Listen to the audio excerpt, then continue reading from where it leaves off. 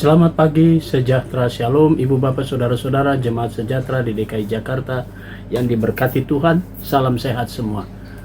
Bapak ibu, saudara-saudara, kita semua sudah memasuki hari terakhir di pekan kerja kita. Itu semua karena berkat Tuhan dan penyertaan Tuhan yang selalu menuntun saudara dan saya di sepanjang hari berganti hari. Dan kita sudah ada di akhir pekan kita. Mari kita akan mengisi akhir pekan kita ini dan kita lebih dulu membekali diri kita dengan firman-Nya. Mari kita berdoa. Bapa di surga, terpujilah namamu. Pagi hari ini kami datang kembali kepada Tuhan, mengucap syukur atas segala kasih dan karunia Tuhan, pemeliharaan Tuhan sepanjang sepekan ini, bahkan dari tadi malam sampai pagi hari ini. Kami boleh menikmati pagi yang indah. Kami ingin mengisi hari kami dengan firman-Mu. Karuniakan Roh Kudus-Mu yang memampukan kami semua untuk mengerti firman Tuhan.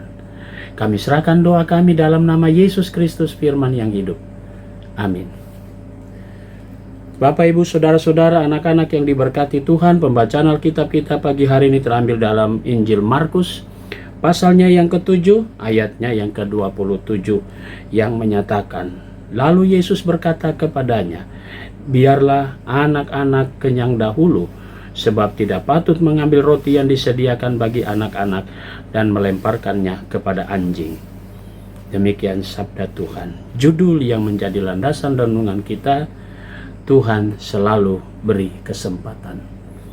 Saudara-saudara, cerita tentang perempuan dari Siro-Fenisia ini menjadi sebuah gambaran yang hampir mirip juga dengan cerita orang Samaria yang baik hati.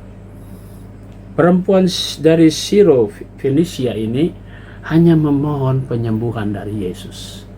Mari kita lihat jawabannya. Dan bagaimana kalau kita teruskan pada ayatnya yang ke-28. Perempuan itu menjawab, benar Tuhan, namun anjing yang dibawa meja juga makan remah-remah yang dijatuhkan anak-anak. Betapa dia mau merendahkan dirinya sampai dia pun merasa seperti yang tadi di dalam cerita ini. Dia makan dari remah-remah. Dia disamakan dirinya dengan seekor binatang. Saudaraku, begitu hinanya ia mau merendahkan dirinya demi anaknya supaya dia diselamatkan. Dan Tuhan pun bisa melihat bahwa kesungguhan seorang ibu untuk mengharapkan pemulihan anaknya benar-benar dijawab oleh Tuhan pada ayat berikutnya. Bahwa dikatakan, lalu Yesus berkata kepada perempuan itu, karena perkataanmu ini pergilah, setan itu sudah keluar dari anakmu. Betapa jawaban yang sangat dinantikan. Ibu itu mau datang, mau merendahkan dirinya. Mungkin dalam kategori bacaan kita tadi begitu hinanya, tapi dia tahu dia hanya sebagai seorang yang memohon kepada Tuhan yang kudus. Bapak, Ibu, Saudara-saudara, sikap kita harusnya kita meniru seperti itu.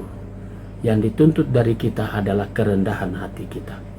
Bahkan kita merendahkan diri. Paulus melihat Yesus merendahkan dirinya, bahkan dia punya kesetaraan dengan Sang Bapa. Tapi dia mau merendahkan diri dan menjadi sama seperti manusia. Bahkan mati di kayu salib. Itu contoh bahwa Yesus mau melakukan semua itu demi keselamatan saudara dan saya dan semua umat manusia. Dia mau melakukan apa saja. Seperti seorang perempuan dari Siro-Fenisia. Dia mau melakukan apa saja demi anaknya supaya mendapatkan kesembuhan. Saudaraku, mari kita hayati firman Tuhan ini. Bahwa kita semua diberi kesempatan. Mari kita datang dalam kerendahan hati. Jangan kita angkuh. Jangan kita sombongkan diri kita di hadapan Tuhan, karena dialah yang berkuasa dalam hidup kita. Mari kita sadari kita adalah makhluk yang paling hina. Tapi karena kasih-Nya kita semua diselamatkan. Karena kasih-Nya kita semua diperkenankan. Karena kasih-Nya saudara dan saya dilayakkan di hadapannya. Sehingga kita bisa membawa persembahan. Bisa menaikkan doa kita kepada Tuhan. Mari saudaraku, kita melakukan kembali, kita praktekkan kembali nilai-nilai kasih kita, kepedulian, kerendahan hati di hadapan banyak orang, beristimewa di hadapan Tuhan. Tuhan Yesus pasti memberkati kita semua. Amin. Mari kita berdoa. Bapa di surga, terima kasih untuk firman-Mu. Pagi hari ini kami juga mau berdoa untuk jemaat sejahtera di DKI Jakarta yang merayakan ulang tahun. Tuhan memberkati ulang tahun kelahiran. Kami berdoa untuk Saudari Nikita Dian Srikandi Watimena, adik Winharden Maitimu, Bapak Victor Ermando, Penatua Greni Silahoy, dan Saudari Monica Boru Terigan. Tuhan memberkati saudara-saudara kami atas pertambahan usia mereka. Kami juga mau berdoa untuk jemaat Tuhan yang merayakan ulang tahun perkawinan. Kami berdoa untuk Penatua Mateus Pikau 5 dan Ibu Maria Trisnawati Wijianto. Tuhan berkati sukacita atas pertambahan usia perkawinan mereka. Diberkatilah keluarga mereka. Kami juga mau berdoa ya Bapa di surga untuk jemaat-jemaat GPIB Jakarta Selatan, jemaat khususnya jemaat GPIB Sejahtera di DKI Jakarta, tiap pribadi, tiap keluarga.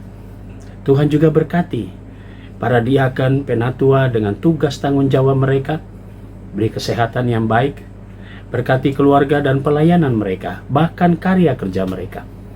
Kami berdoa untuk unit-unit misioner yang ada, badan pemeriksa perbendaharaan jemaat, diberkatilah semua unsur yang ada di jemaat-Mu.